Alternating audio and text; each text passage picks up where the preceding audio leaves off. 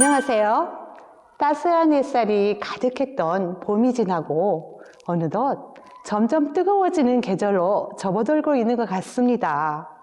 이제는 새롭게 찾아올 여름의 계절도 적응 잘 하셔서 활기차게 보낼 수 있는 2월 되시기 바랍니다. 문득 어린 시절의 여름이 떠오르네요. 멀리 갈 필요 없이 냇가에서 친구들과 함께 물놀이 하던 시절, 아이스 깨끼, 아이스 깨끼 라는 소리 듣고서 빈병과 곰을 몇 개 들고 막 달려가서 아이스크림을 바꿔 먹고 단맛 나는 막대기까지 연신해서 빨아먹던 시절. 어느 때보다도 자유로웠고 어느 누구보다도 행복했었던 그 어린 시절이 그립기만 합니다. 저희 전주 실버대학교와 함께 그 어린 시절의 순수함을 떠올리며 즐거움, 행복함 마음껏 누리시면 좋겠습니다. 자, 전주 실버대학 출발하겠습니다.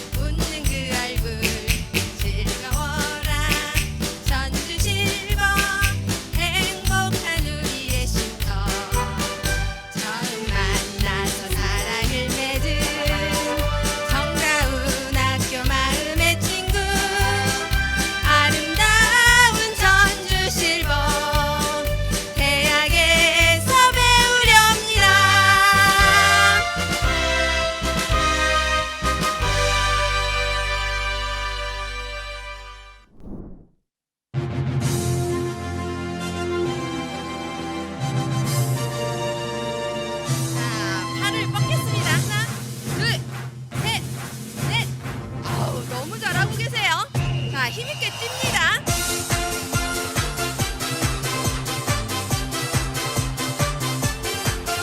너무 열심히 뛰시는 분들 보니까요. 앞에서 저희가 너무 힘이 납니다. 가슴 운동하겠습니다. 팔 운동 힘있게 뻗으세요. 반복합니다.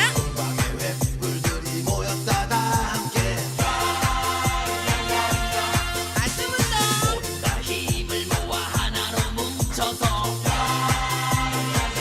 마지막 가슴 운동입니다. 팔도요 높이 높이 뻗어보세요. 자, 허리를 오른쪽으로 돌립니다. 반대로 돌리겠습니다. 예, 무릎 으쌰 으쌰. 너무 잘하고 계세요. 다시 한번 허리 돌립니다. 예, 반대로 돌릴까요? 무릎 박수 칩니다. 으쌰 으쌰. 자, 박수 치겠습니다. 팔을 둥그렇게 돌려보세요. 박수.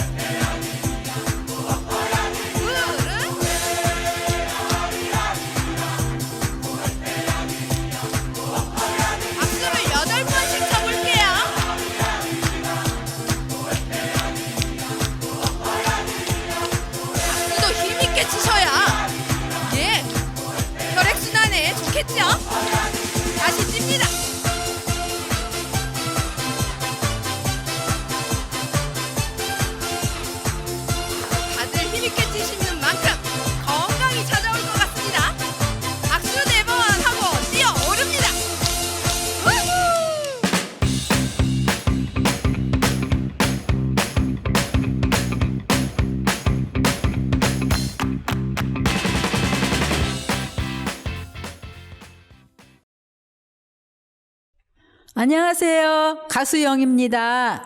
실버 어르신들에게 노래 불러드리겠습니다. 박수 치며 같이 부르겠어요.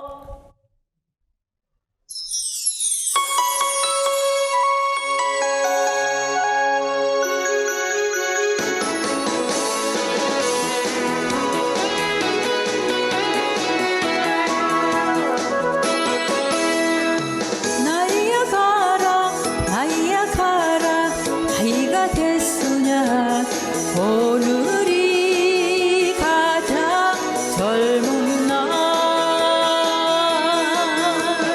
내 과거 묻지를 마세요 알아서 무엇하나요 지난 일은 지난 밤에 묻어요 살다 보면 다 그렇지 마음에 나이가 없는 거란 걸 세월도 비켜가는 걸 잊지는 말아요 오늘의 이 순간이 내 인생의 가장 젊은 날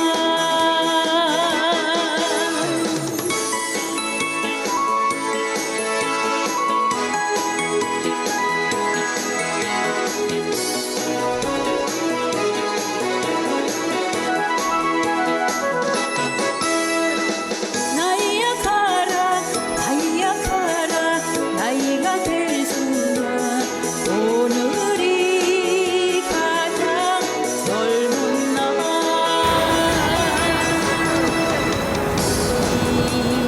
인생을 가보지 마세요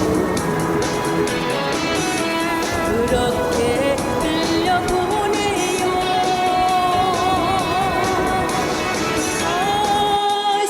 아쉬워도 시간 속에 묻어요 인생이란 다 그렇지 청춘엔 기준이 없는 거란 걸 지금도 한창이란 걸 잊지는 말아요 오늘의 이 순간이 내 인생의 가장 젊은 날 나이야 가라 나이야 가라 나이가 됐으나 오늘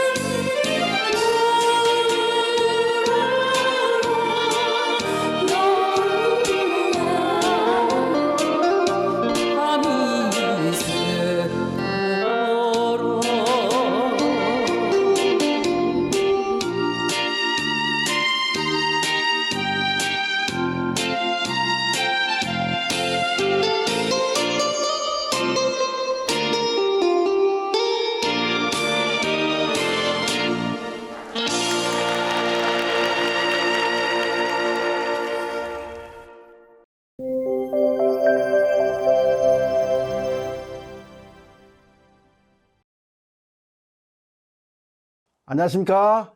전주실버대학 어르신들, 그동안 편안히 건강하게 잘 계셨습니까? 예, 전주실버대학 한자교실에 이렇게 와주셔서 너무 감사합니다. 자, 이번 시간부터는 한자어에 나와 있는 우리의 속담에 관련된 한자어를 가지고 여러분과 함께 공부해 보도록 하겠습니다. 예, 차근차근 여러분들이 따라와 주시면 감사하겠습니다. 자, 이번 시간에는 첫 번째로 결자 해지에 대해서 배워보도록 하겠습니다. 먼저 자, 화면을 보시면 결자해지, 자, 같이 따라해 주세요. 결자해지. 자, 첫 번째로 결자는 맺을 결, 자자는 놈자, 그 다음에 해자는 풀해, 그 지자는 갈치. 자, 맺을 결, 놈자, 풀해, 갈치. 예, 잘 따라와 주고 계십니다. 다시 한번 따라서 같이 해주시기 바랍니다. 맺을 결, 놈자, 풀해, 갈치. 예, 결자해지. 결자해지는 일을 저지른 사람이 그 일을 해결해야 한다, 이런 의미입니다. 일을 저지른 사람이 그 일을 해결해야 한다. 자기가 저지른 일은 자기가 반드시 해결해야 한다, 이런 의미입니다. 매듭을 묶은 사람이 그 매듭을 풀어야 한다는 의미가 있죠. 우리말로는 맺은 놈이 풀지, 맺은 놈이 풀지, 이런 이야기입니다. 맺을 결, 맺는다는 뜻은 이렇게 묶었다는 거예요. 묶었다는 거예요. 서로 얽히고 설키게 해놨다는 거예요. 예, 결자, 맺은 사람이 해지, 푼다, 그것을, 지자는 갈지자예요. 갈지자. 어떤 대상, 어떤 사건, 그것을 가리켜서 말하는 거예요. 결자 해지, 맺을 결, 놈자, 풀해, 갈지. 일을 저지른 사람이 그 일을 해결해야 한다, 이런 의미입니다. 자, 여기 그림에 보시면, 자, 우리 견공이 어떻게 했습니까? 실례를 했는데 미안하니까 그 똥을 치우고 있는 모습이죠. 예, 거의 그럴 일은 없겠지만 자기가 한 것은 자기가 책임을 진다, 이런 의미가 들어 있습니다. 예, 그 옆에 사람의 발자국이 이렇게 나와 있죠. 어떻게 갑니까? 지그재그, 지그재그. 갈지자로 가고 있습니다. 갈지자. 예, 이 갈지자.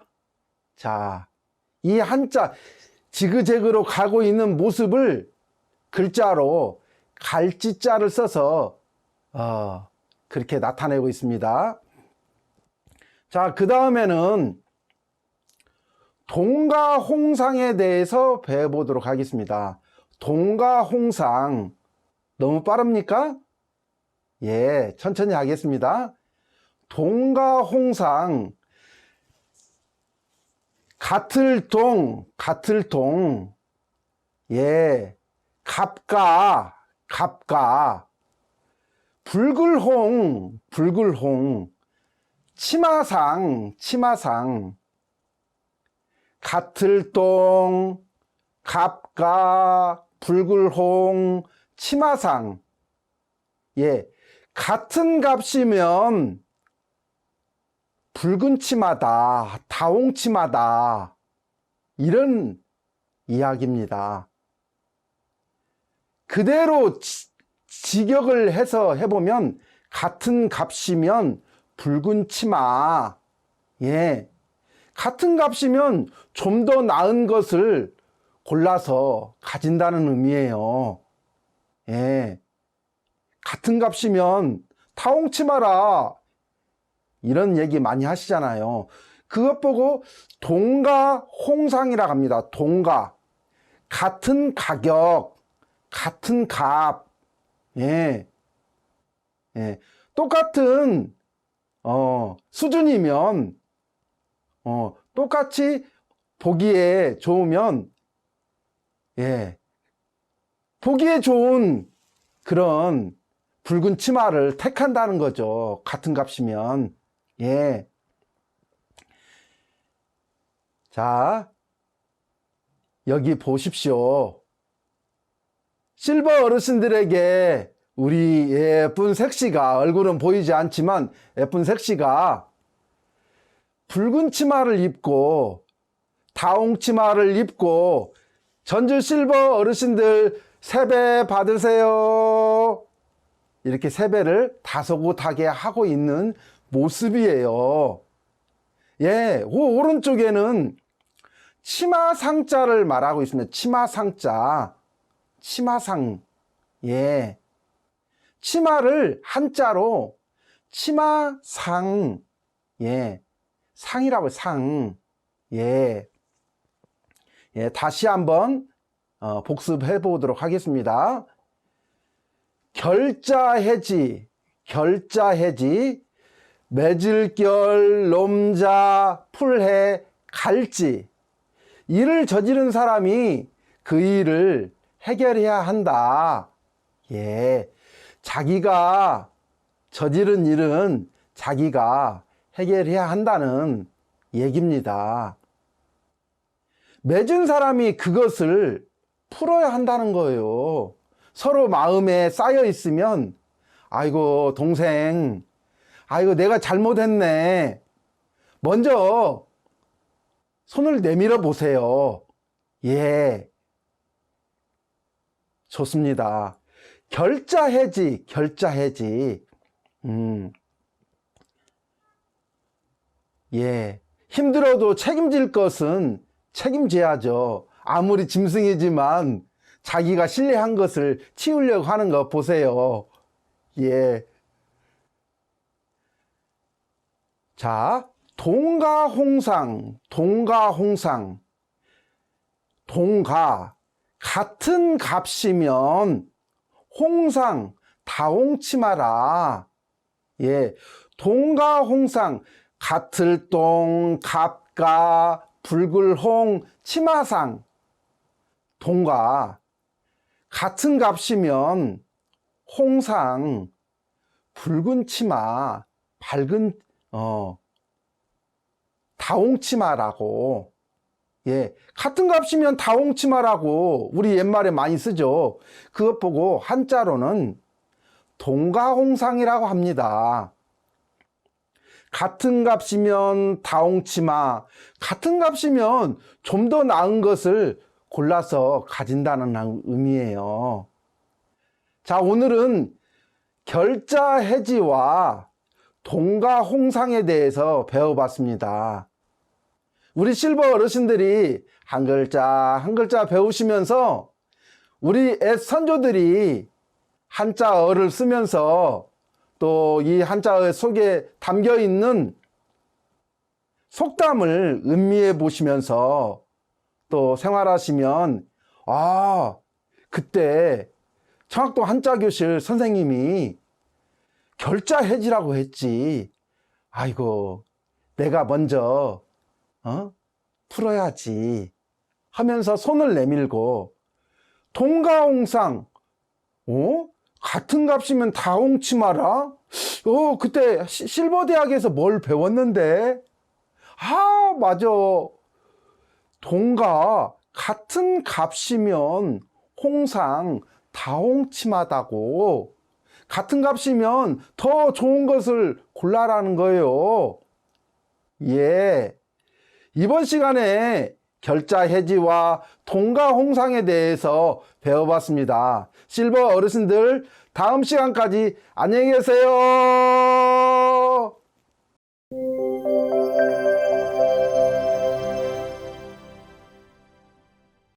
안녕하세요. 반갑습니다. 몸도 튼튼, 마음도 즐거워지는 건강 댄스 시간입니다. 우리 어르신들 요즘 기온이 많이 올라갔지요. 낮에는 여름처럼 땀도 나고 그런 날씨인 것 같아요. 그래서 우리 어르신들 실내에서 계시는 것보다 밖에 공원에도 가볍게 산책을 하시면 좋을 것 같아서 저희가 이렇게 야외로 나온 것처럼 복장을 입었습니다. 지금 실버대학에 참석하시면서 공원에서 저희 실버대학을 보고 계신 분들도 계시지요? 그곳에 계시는 어르신들 함께 해주셔서 감사합니다. 저희가 지난주에 준비운동으로 몸의 균형 잡기를 했었어요. 그래서 한쪽 다리 들어 올리기를 했었는데 오늘도 다시 한번 복습하는 시간을 가져보겠습니다. 우리 어르신들 함께 하실 준비 되었지요? 하겠습니다. 두 손을 포개서 허리만큼 올리시고 한쪽 다리 들어 올려서 우리 몸의 균형을 잡을 수 있는 동작을 해보도록 하겠습니다. 시작하겠습니다. 하나, 둘, 셋, 넷, 다섯, 여섯, 일곱, 여덟, 둘, 셋, 넷, 다섯, 여섯, 일곱, 여덟. 네, 우리 어르신들 잘 따라오셨지요? 아주 좋습니다. 이번에는 지난번에 우리가 기지개를 잠깐 폈었는데요. 기지개는 우리 몸에 기와 혈을 순환시켜주는 그런 뜻이 있어요. 그 말 속에는 그것처럼 우리가 기지개를 통해서 우리 어르신들의 몸에 면역력을 높여줄 수 있는 기와 혈을 잘 통하게 해주는 동작을 오늘 한번 같이 해보도록 하겠습니다. 우리 어르신들 어깨만큼 다리를 벌려주시면은 동작하시기에 균형을 잘 잡을 수가 있어요. 깍지 끼고 앞으로 쭉 뻗어서 다섯 번씩 한번 해보도록 하겠습니다. 하나, 둘, 셋, 넷, 다섯. 위로 그대로 올려볼까요? 우리 귀 옆에 팔꿈치가 닿는 것처럼 쭉 뻗어보시면 좋겠습니다. 하나, 둘, 셋, 넷, 다섯. 그대로 우측으로 내려옵니다. 하나, 둘, 셋, 넷, 다섯. 반대로 둘, 셋, 넷, 다섯. 그대로 깍지 끼신 채로 머리 뒤로 내려오셔서 오른쪽으로 당겨서 내려가 보도록 하겠습니다. 쭉 잡아당기세요. 하나, 둘, 셋, 넷, 다섯. 반대로 잡아당기셔서 쭉 내려봅니다. 하나, 둘, 셋, 넷, 다섯. 네, 아주 잘하고 계십니다. 그대로 깍지 낀 채로 머리를 앞으로 잡아당겨서 스트레칭 해보도록 하겠습니다. 하나, 둘, 셋, 넷, 다섯. 깍지 끼신 채로 앞으로 오셔서 엄지로 턱을 밀어서 뒤로 쭉 스트레칭 해보도록 하겠습니다. 하나, 둘, 셋, 넷, 다섯. 네, 우리 어르신들 너무 잘하시는 것 같아요. 이렇게 우리 몸에 스트레칭을 해주면 머리로 가는 산소가 공급이 잘 된다고 합니다. 우리 어르신들 이런 준비 운동은 아침에 일어나셔서 하시면 좋고요. 또 저녁에 주무시기 전에도 이렇게 기지개를 펴시면 참 좋습니다. 저희가 이렇게 준비 운동으로 하고 있는데 이번에는 우리 어르신들과 함께 새롭고 즐거운 건강 박수를 한번 해보도록 하겠습니다. 우리 어르신들 즐겁고 흥이 날 때 전에 많이 들으셨던 단어가 있는데요. 얼씨구, 절씨구, 지화자, 좋다. 이런 이제 흥겨운 단어, 맞장구 치는 단어가 있지요. 그걸 가지고 오늘 우리 어르신들과 함께 어깨도 스트레칭 해주고 또 박수를 통해서 오장육부도 건강해지게 하는 박수를 한번 배워보도록 하겠습니다. 자, 준비하시고 함께 따라 해보겠습니다. 어깨를 늘려주시는 거예요. 얼씨구 얼씨구 짝짝 절씨구 절씨구 짝짝 얼씨구 짝 절씨구 짝 얼씨구 절씨구 짝짝. 네, 아주 잘하셨습니다. 이번에는 지화자 좋구나.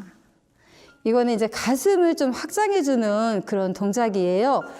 지화자 짝짝 좋구나 짝짝 지화자 짝 좋구나 짝 지화자 좋구나 짝짝. 네, 아주 좋습니다. 두 가지를 한번 연결해서 한번 해볼까요? 얼씨구 절씨구 지화자 좋구나. 함께 연결해서 우리가 건강 박수 해보도록 하겠습니다. 어르신들 준비되셨지요? 시작하겠습니다. 얼씨구 얼씨구 짝짝 절씨구 절씨구 짝짝 얼씨구 짝 절씨구 짝 얼씨구 절씨구 짝짝 지화자 짝짝 좋구나 짝짝 지화자 짝 좋구나 짝 지화자 좋구나 짝짝. 네, 아주 잘하셨습니다. 우리 어르신들 다시 한 번만 해볼까요? 그리고 마지막에는 한 번씩 하는 동작으로 마무리 한번 해보도록 하겠습니다. 마지막으로 한 번씩 하는 동작은 뭐냐면 얼씨구 절씨구 지화자 좋구나 짝짝짝 이렇게 하시면 되겠습니다. 다시 시작해 보도록 하겠습니다. 함께 즐겁게 참여해 주세요. 얼씨구 얼씨구 짝짝 절씨구 절씨구 짝짝 지화자 짝짝 좋구나 짝짝 얼씨구 절씨구 지화자 좋구나 짝짝짝. 네, 아주 잘하셨습니다. 너무 좋습니다. 마음도 즐거우시지요? 네, 이렇게 우리가 스트레칭을 통해서 또 우리 몸에 기혈순환이 도움이 되는 동작들을 해보았습니다. 네, 이번에 새로 배울 댄스는요, 가수 진시몬의 너나 나나입니다. 먼저 전주의 어깨춤을 덩실덩실 덩실 빠르게 하시고 덩실덩실 덩실 다시 한번 빠르게 하시고 가사에 너나 나나 너나 나나 또 같은 세상 다시 한번 너나 나나 너나 나나 또 같은 두 번 들어갑니다. 아래에서부터 지지고 볶고 살아보아도 너나 나나 거기서 거기. 위에서 아래로 다시 내려옵니다. 박수. 바람처럼 살아가다 바람처럼 사라지리라. 낮은 곳에 내려놓고 웃으며 살아보자. 너나 나나 너나 나나 어깨춤 으쓱으쓱 으쓱으쓱 다시 너나 나나 너나 나나 어깨 으쓱으쓱 으쓱으쓱. 자, 어깨춤 두 번씩 하나 둘 셋 넷 하나 둘 셋 빠르게 간주에 이렇게 마무리하면 되겠습니다. 2절 이어서 같은 동작으로 따라서 하시면 됩니다. 음악에 맞춰서 시작해 보도록 하겠습니다. 다시 빠르게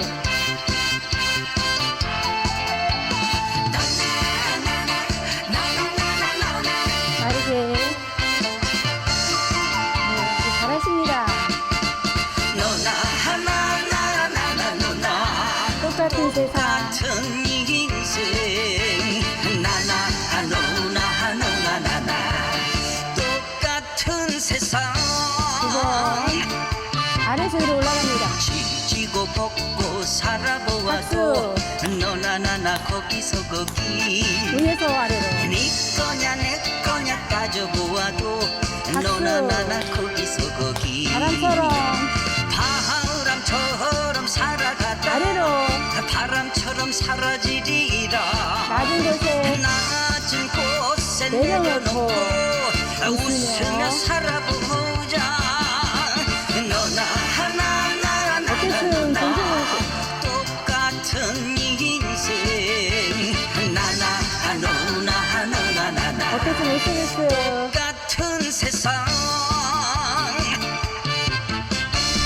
번씩 갑니다.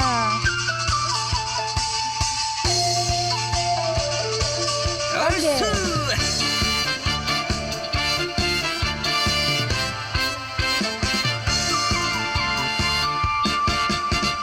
너나 하나 나나 너나 수많은 사연 나나 너나 너나 나나 수많은 눈물이 있지요. 눈물 아래서 위로 올라갑니다. 지지고 볶고 살아보아도 박수. 너나 나나 거기서 거기 내려옵니다. 네 거냐 내 거냐 따져보아도 너나 나나 거기서 거기 먼지처럼 먼지처럼 살아가다 아래로 한 먼지처럼 사라지리라 낮은 곳에 내려놓고 웃으며 살아보라 너나 하나 나나 너나 어때 으슬으슬. 수많은 사연 나나 너나 너나 나나 으슬으슬. 수많은 눈물 너나 하나 나나 너나 똑같은 같은 인생 나나 너나 너나 나나 똑같은 같은 세상 어깨춤으로 마무리합니다. 똑같은 세상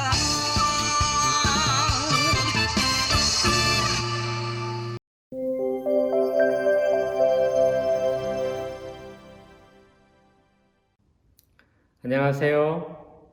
행복 속에서 잠들고 희망 가운데 눈뜨게 해주는 마인드 교육 시간입니다. 벌써 6월이 와서 점차 더워진 것 같은데요. 강의를 들으시는 모든 분들이 지금보다 훨씬 건강해지시길 바라면서 오늘은 세상을 뒤흔든 이야기를 가지고 왔습니다.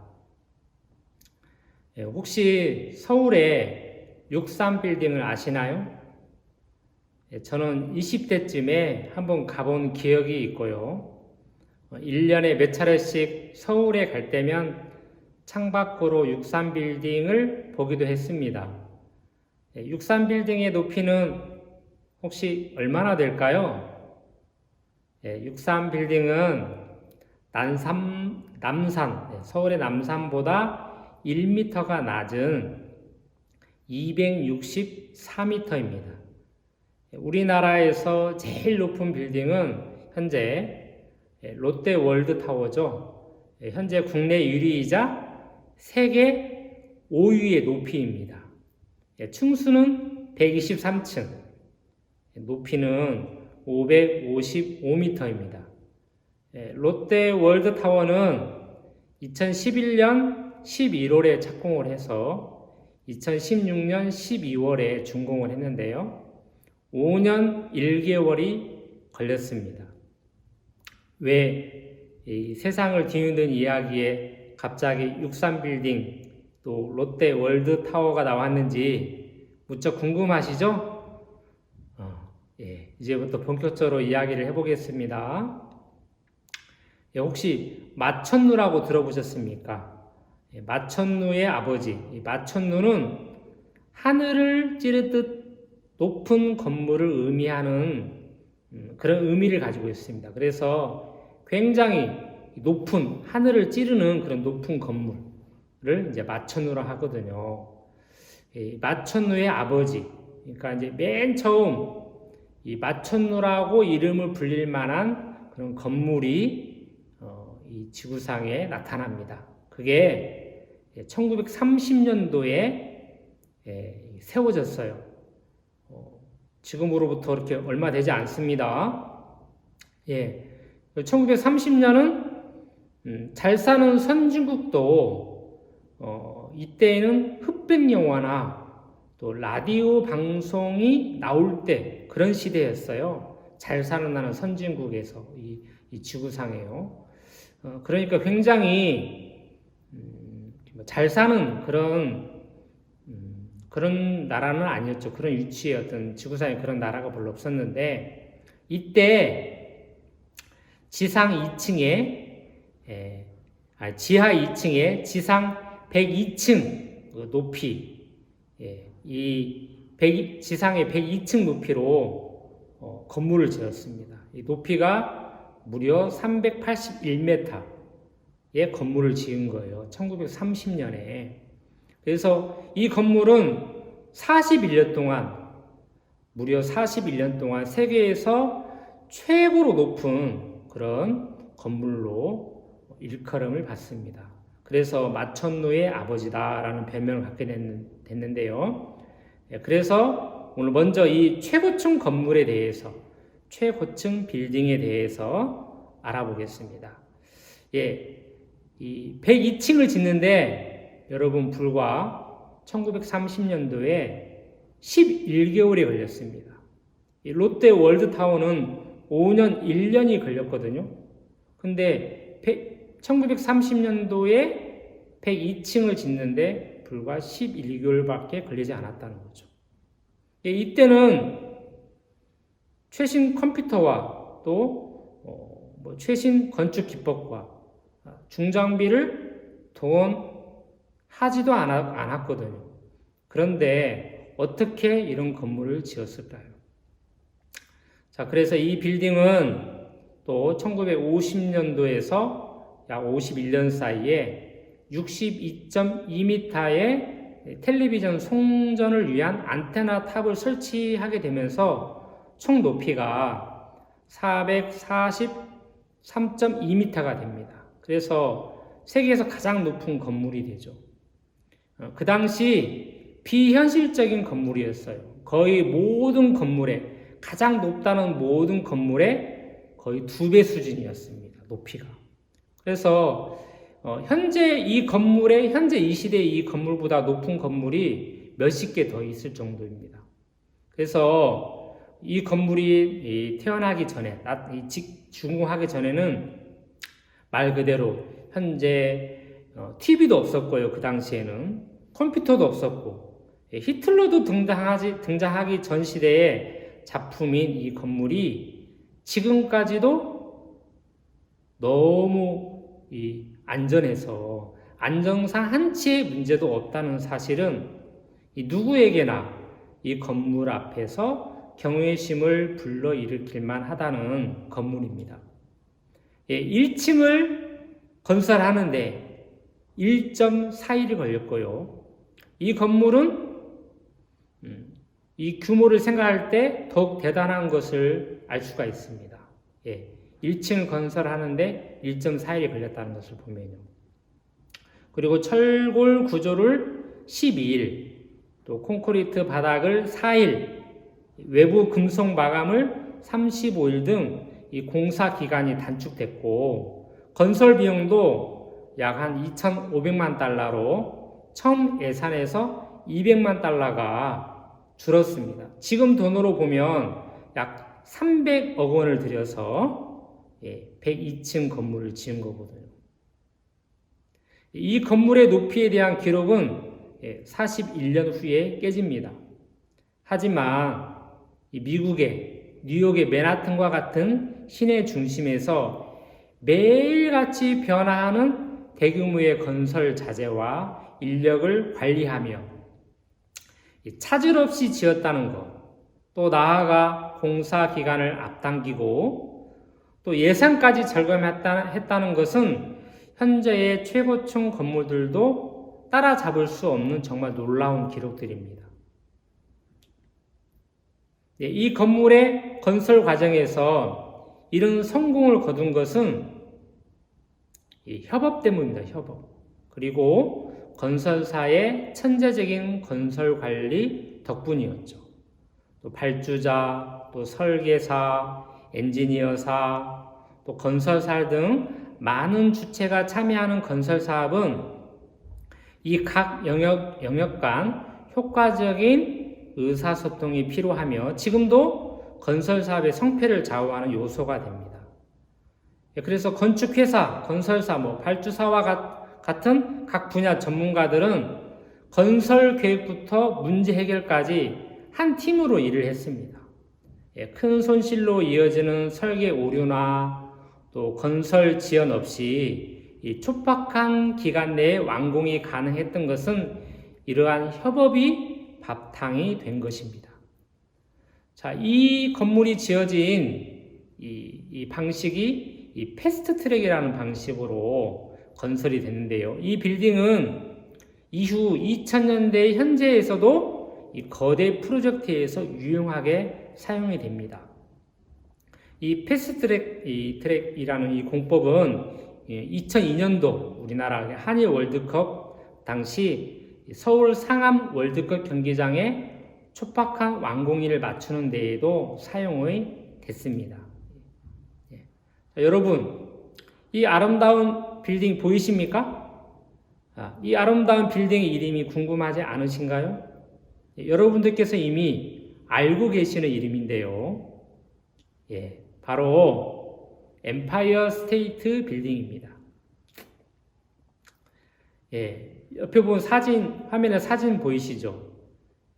벽을 부수고 들어오는 킹콩의 손을 한번 잡아보십시오. 절망과 분노로 킹콩이 으르렁거리며 내뿜는 거친 호흡의 진동이 느껴집니까? 또 창 밖으로는 1933년 오리지널 영화에서처럼 비행기들이 빌딩 주위를 돌며 날고 있습니다. 유명한 영화 킹콩의 한 장면입니다. 이 사진은요. 최고층 빌딩은 이렇게 빌딩은 상징 같은 건물이라서 수많은 영화의 배경으로 등장합니다. 영화 킹콩에서 킹콩이 빌딩 꼭대기에 올라가는 장면은 두고두고 회자되는 장면이고, 시애틀의 잠 못 이루는 밤에서는 두 주인공 남녀의 사랑이 시작되는 곳이며, 뉴욕 야경을 배경으로 빌딩 외벽에 하트가 그려지는 엔딩씬이 아주 유명하죠. 이 빌딩에 좀 더 이야기해 볼까요? 1945년 7월 28일 오전 9시 40분 이 빌딩을 더 유명케 한 사건이 발생합니다. 이 건물이 지어진 지 15년이 된 후죠. 미국의 매사추세츠 주의 레슨턴 육군 비행장을 이륙해 뉴요크 리버티 국제공항으로 향하던 미 합중국 육군 소속 B-25기 폭격기 한 대가 안개 때문에 시야 확보가 좀 불가능한 상태였습니다. 그런 와중에 이 엠파이어 스테이트 빌딩을 들이받는 사고가 1945년 7월 28일 오전 9시 40분경에 발생을 합니다. 과연 어떻게 되었을까요? 이 9.11 테러가 생각나는 장면과 거의 같습니다. 수많은 사람들이 죽거나 건물이 붕괴되는 사건이어야 되는데요. 다행히 14명이 사망하고 30여 명이 부상당했습니다. 12톤의 폭격기와 충돌했지만 건물의 파손은 충돌 지점인 78층과 79층 두 개 층에 구멍을 내는 정도의 피해만 입었으며 이 파손된 사고 부분도 3개월 이내에 모두 복구가 됩니다. 왼쪽 화면에 보이듯이요. 즉, 이 건물이 건재해서 세상 사람들을 또 한 번 깜짝 놀라게 했습니다. 또 이 건물이 이 건축 당시 촬영한 천여장의 흑백 사진이 꽤 유명한데요. 여기 H빔에 앉아 쪽 점심을 먹는 사진입니다. 사진 이름이 마천루 위에서 점심 식사 해가지고 인부들이 아무 안전장비 없이 저렇게 도시락을 먹는 그런 사진입니다. 이 노동자들은 아예 이 H빔 위에서 낮잠까지 자면서 쉬기도 합니다. 저 밑에 까마득히 밑에 아래에 있는 건물들이 보이시죠? 이 건물이 얼마나 높은지. 당시에 이 건축 현장의 노동 환경은 매우 열악해서 여러분 안전장치 보이십니까? 없죠? 안전장치 없이 철골 위에 다니며 공사를 했습니다. 여러분 여기 건설 중장비가 보입니까? 이때는 중장비가 아예 없었습니다. 1930년에 102층에 최고층을 건축하는 것이 정말 가능할까 싶습니다. 이때 우리나라 상황은 일본의 식민지가 되어 너무나 어렵게 살던 그런 때였죠. 이 건물에는 73개의 엘리베이터가 있는데요. 길이가 무려 다 합치면 11km나 됩니다. 이 건물에 현재 평균 약 940여 개의 회사가 입주해 있고 약 2만여 명의 직원이 현재 근무하고 있을 정도로 지금도 1930년도에 지어진 건물이 지금도 아주 건재하다는 거죠. 2007년도에는 이 엠파이어 스테이트 빌딩은 미국 건축가 협회가 선정한 미국의 인기 건축물 순위에서 백악관, 또 금문교, 또 워싱턴 대성당 등을 제치고 1위를 차지했습니다. 또 이 빌딩에 별명이 있는데요. 이 별명이 번쩍 눈에 띄는 빌딩이라는 별명을 가지고 있습니다. 번쩍 눈에 띄는 빌딩. 엠파이어 스테이트 이 빌딩의 안테나는 1년에 평균 25차례의 번개를 맞는데 그래서 엄청난 사진 촬영 기회를 만들어준다 하거든요. 이 안테나 끝에 이 번개 치면서 굉장히 번쩍번쩍 빛나는 거죠. 지금도 이 엠파이어 스테이트 빌딩 이야기는 세상을 뒤흔든 이야기라고 평가를 받고 있습니다. 자, 그럼 1930년에 102층을 짓는데 불과 11개월이 걸린 마천루의 아버지로 불린 이 엠파이어 스테이트 빌딩을 건축한 이들의 원천적인 힘은 과연 어디서 나온 걸까요? 앞서 말씀드린 것처럼 협업과 또 각 영역 간 효과적인 의사소통이 기적을 만들어낸 것인데요. 즉 자신의 옳은 생각을 꺾고 리더의 인도와 그 말씀을 받아들인 마인드의 결과물입니다. 이들은 어렸을 때부터 청교도의 가르침을 따라 자신의 옳은 생각을 부인할 줄 알았고 또 자제하고 절제하는 마인드로 가르침을 받았습니다. 그래서 이같이 놀랍고 경이로운 건축을 할 수 있었던 것이죠. 1930년도에. 이 마인드가 미국의 국력을 아주 강하게 이끌었던 원천입니다. 그런데 아쉽게도 약 20년이 지난 1950년부터 미국의 여러 가지 사회적, 인적 문제가 발생하기 시작합니다. 어린 아이들과 젊은이들이 반항하는 물결이 일어났고 병역을 기피하고 또 마약과 범죄가 급격히 증가하기 시작한 것입니다. 갑자기 왜 그럴까요? 이러한 현상은 이 벤저민 스코프 소아과 의사가 쓴 아이와 육아에 대한 상식 책 때문입니다. 세계 유아의 혁명을 불러온 소아과 의사라고 하지만 또 방종의 아버지라고 비판을 받습니다. 또한 히피 문화를 이 책을 통하여서 나타나게 되는데요. 자, 그 전에는 아이의 본능적인 느낌을 거부하는 그 양육을 하라는 것이 그 당시에 청교도의 가르침이었습니다. 즉 자제와 절제력을 갖도록 키워야 한다는 것입니다. 젖을 먹이는 것도 정해진 시간에만 먹였습니다. 아무리 울어도 시간을 맞춰 젖을 먹였습니다. 그렇지 않으면 아기들은 조르기를 잘하는 아이들이 되어버린다는 것이죠.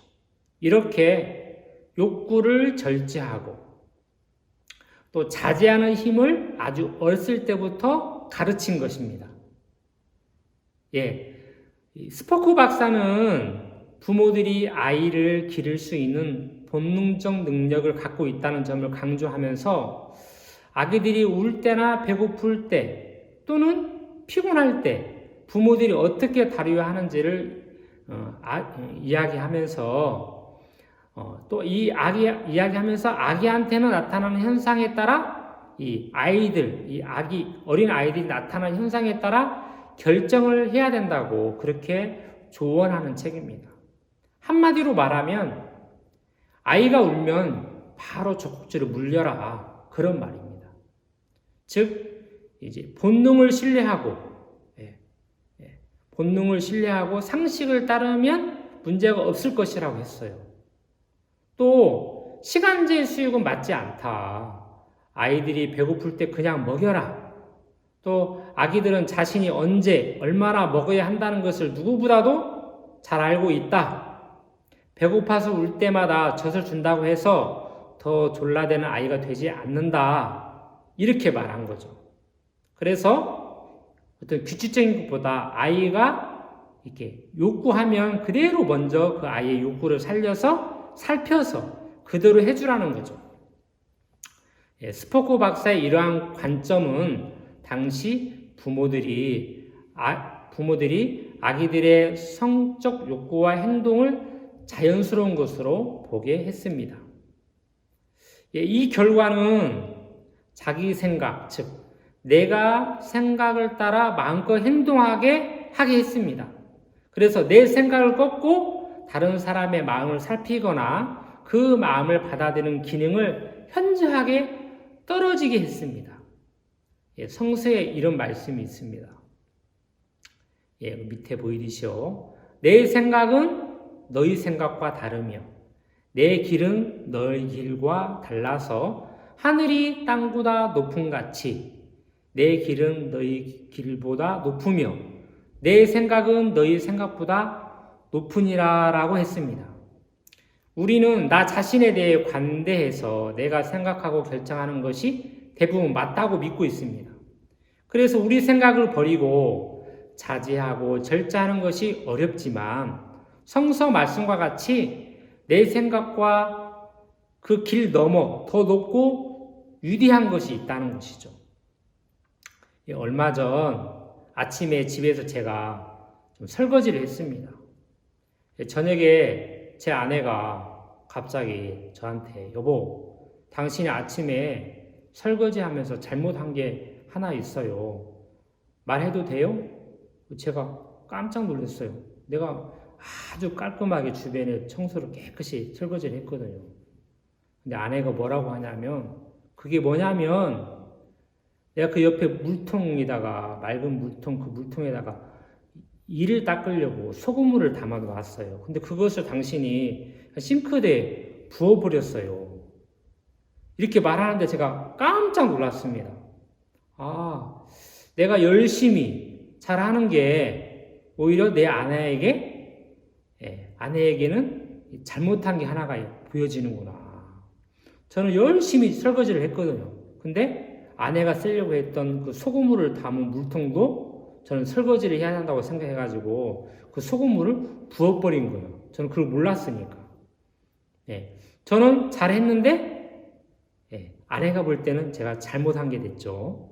그것처럼 내 생각과 내 아내의 생각, 내가 가고자 하는 그 설거지의 길과 저희 집사람의 설거지하는 그 길이 그 시간에는 좀 맞지 않았습니다. 단순한 애지만 이렇게 가까이 사는 부부지간에도 여러 생각이 많이 다르죠. 하물며 내 생각과 다른 사람의 생각은 얼마나 많이 차이가 있겠습니까? 자, 오늘의 마인드인 그 세상을 뒤흔든 이야기를 한번 정리해 보겠습니다. 자, 세상을 뒤흔든 이야기는 첫 번째는 1930년 102층을 11개월 만에 짓는 엠파이어 스테이트 빌딩의 건축 마인드의 비밀은 바로 뭐냐면 청교도의 가르침인 자기 생각을 믿지 않고 자제와 절제 마인드가 이 빌딩을 이렇게 짓게 한 그렇게 가능하게 했다는 것이고요. 두 번째는 1946년 벤자민 스코프 박사가 쓴 책이 팔리면서 미국의 건강한 마인드가 점차 무너지면서 사회적 문제가 급격히 증가되었다는 것입니다. 나 자신과 주변 사람들에게 내 생각을 버리고 자제와 절제 마인드를 심어주는 것이 얼마나 중요한지 우리가 인식해야 할 것입니다. 자, 마지막으로 성서에 나타난 마인드로 내 생각과 너희 생각과 내 생각은 너희 생각과 다르며 내 길은 너희 길과 다르다는 것입니다. 그래서 우리가 내 생각을 버릴 줄 아는 그런 마인드가 중요합니다. 우리는 우리 생각과 같아야만 되는 근본적인 인성과 DNA를 가지고 있습니다. 그래서 우리는 우리 생각을 부인할 줄 아는 마인드가 반드시 필요합니다. 이 마인드가 우리를 끝까지 행복하게 해주는 열쇠인 것입니다. 나를 부인하고 내 생각을 부인하는 것이 세상을 뒤흔든 이야기가 되는 것입니다. 이제 여러분들이 직접 세상을 뒤흔든 이야기를 한번 만들어 보십시오. 이상으로 행복 속에서 잠들고 희망 가운데 눈뜨게 해주는 마인드 교육이었습니다. 다음 시간에 뵙겠습니다.